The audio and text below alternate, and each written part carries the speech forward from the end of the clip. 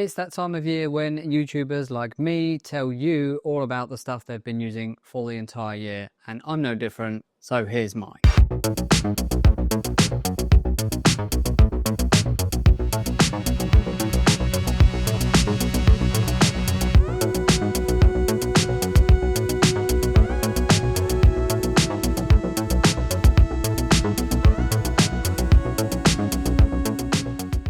The Bambu Labs A1 Mini has been one of the standout pieces of tech for me this year, and I've wanted a 3D printer ever since I watched the documentary Print the Legend. If you haven't seen Print the Legend, do yourself a favour and check it out. It's a super awesome documentary. It shows the startup of several 3D printing businesses, from MakerBot to a couple of others, and how they turn themselves into fully fledged consumer businesses. 3D printers have come a long way since those early consumer models, and now they're more affordable and easier to use than ever. And this year, they finally came down to a point where I felt comfortable jumping in. I'm not sponsored by Bambu Lab, by the way. I bought this printer with my own money, and they are not sponsoring this video. Although if they do want to reach out, I would love to work with them because this printer has been pretty impressive. Part of the hobby of 3D printing for a lot of people is the tinkering around with the printer itself. And personally, for me, I've just got no interest. I would rather plug it in and it just work. I'm more interested in printing things that I can actually use and designing things that actually meet my specific need. And when it comes to just working, well, the A1 Mini does exactly that. In fact, it's only 2 days ago that I got my first full failed print. And I've had this thing for months, so that's pretty impressive. For the most part, I've been using the A1 Mini to print what I call functional prints. So I'm not printing dragons and space helmets and that kind of thing. I'm printing actual practical items that I can use around the house and to help organise my office. Like this, or this, or this. I even 3D printed the brackets for the shelf that the 3D printer sits on. The Cricut Joy Xtra is a new addition to the studio. In fact, I only picked it up over Black Friday weekend. They had some crazy discounts on their site and I picked it up straight from Cricut. Again, they're not sponsoring this video, I paid for it myself. And I have to say, so far, I'm pretty impressed. I've been looking at vinyl cutters on and off over the years, and I've always fancied perhaps getting into one. But I could never quite decide which model to go for. Generally, it seems like the Cricut is the most popular of the consumer brands, and so I've been looking at those. I nearly bought the original Cricut Joy, but I felt it looked a little bit too much like a toy, and I wasn't sure that it actually had much build quality. It's also pretty small and it's missing a few of those key features of the bigger models. Then, a few weeks ago, I see this larger model pop up in some of my social feeds, and it's this, the Cricut Joy Xtra. Well, it turns out they've made a bigger version of the original Joy, which looks a bit more premium, in my opinion, and is a little bit larger, and has a few more of those features that are on the larger models. I'm not entirely sure when this model came out, but it seems to me, from having a look around on various reviews, that it's maybe quite recent. Aside from a few extra features that the larger models have that the original Joy didn't, I also think this one looks rather nice and fits perfectly on this shelf here. The machine itself is pretty weighty and feels good quality, but I have to say I've only had it a few days and therefore I've only used it a handful of times. I have, however, had chance to cut this.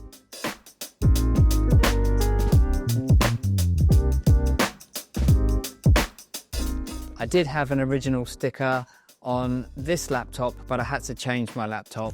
Sorry, Peter, I hope that's okay. The next thing is this. Hold on.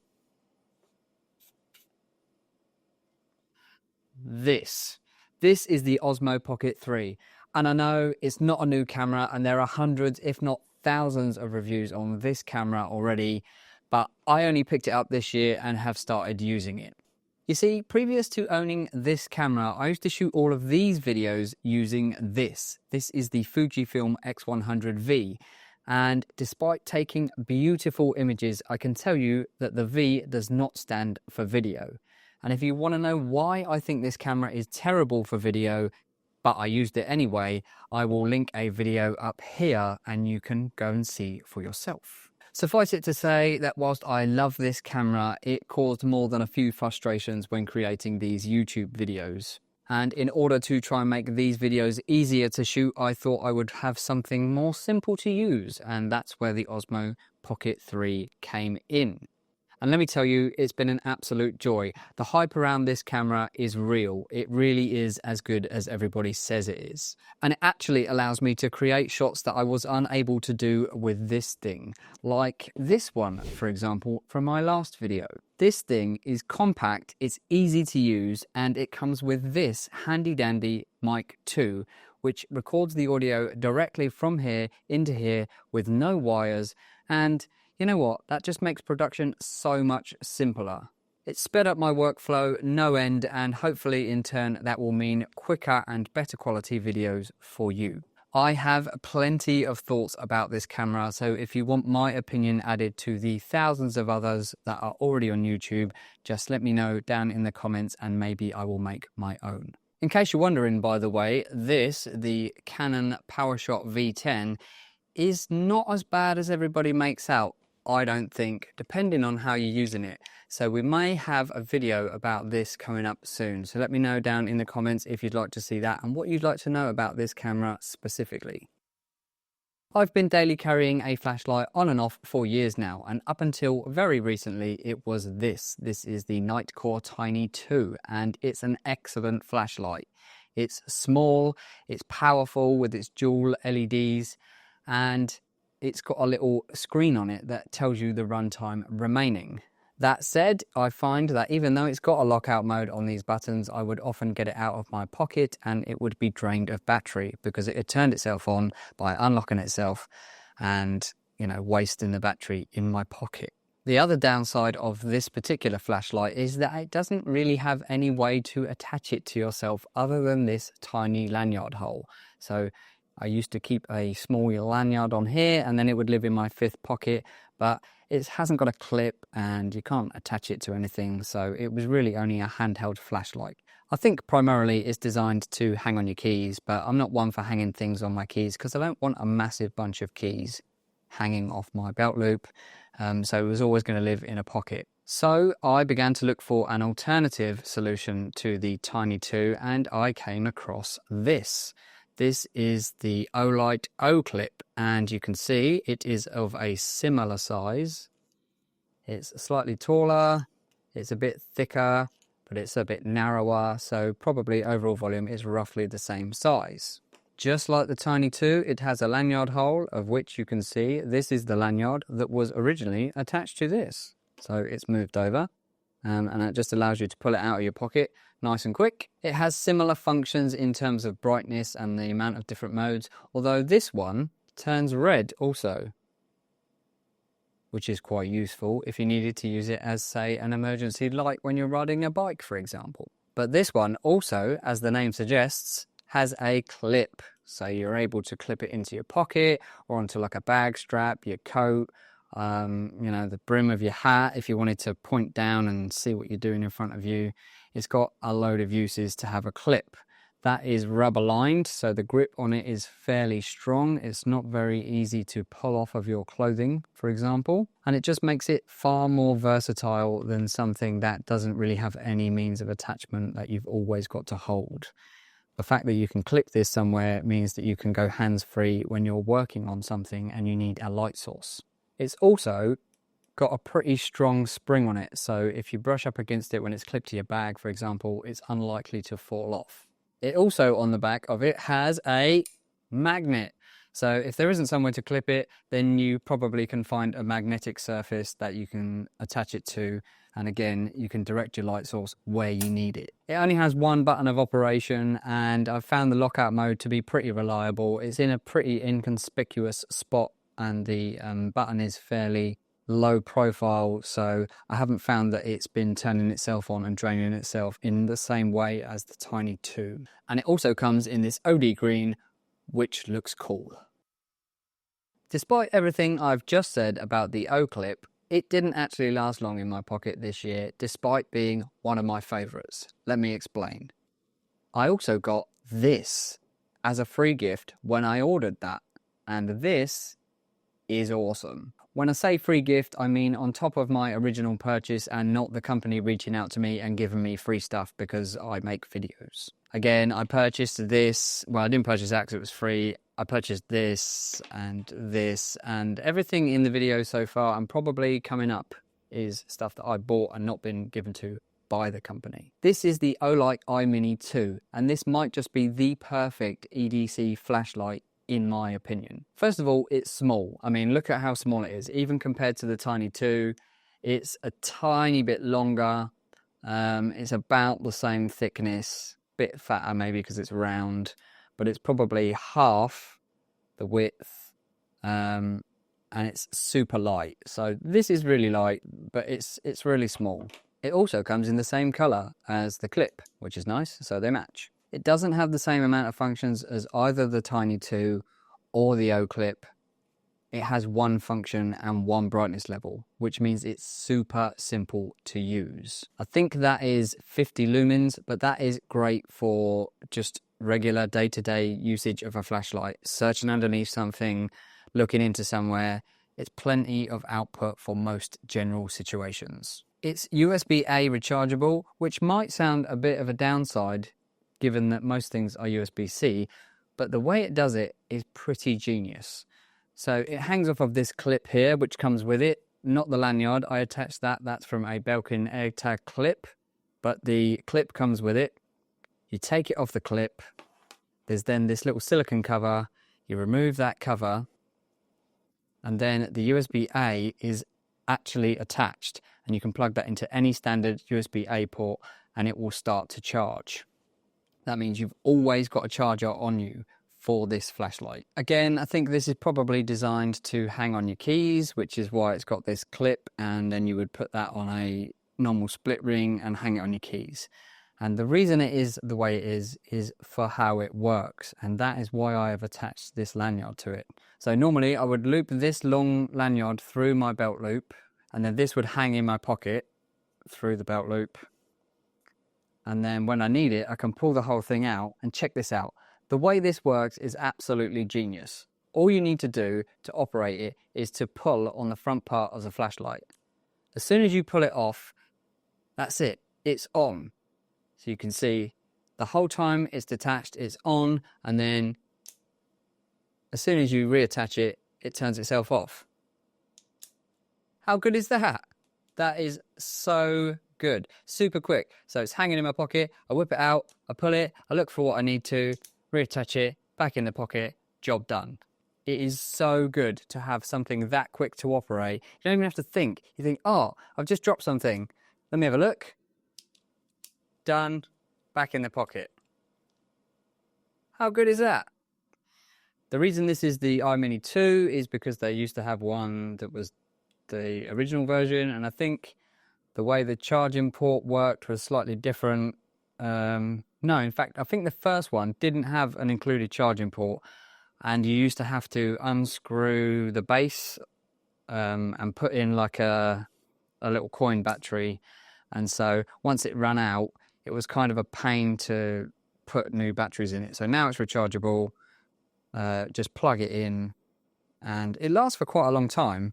I don't know what the actual specs are, but it's a long time. I don't charge it very often, and usually you're whipping it off, you're having a quick look for something, you put it back on, and it's shut off. So there's no accidental operation.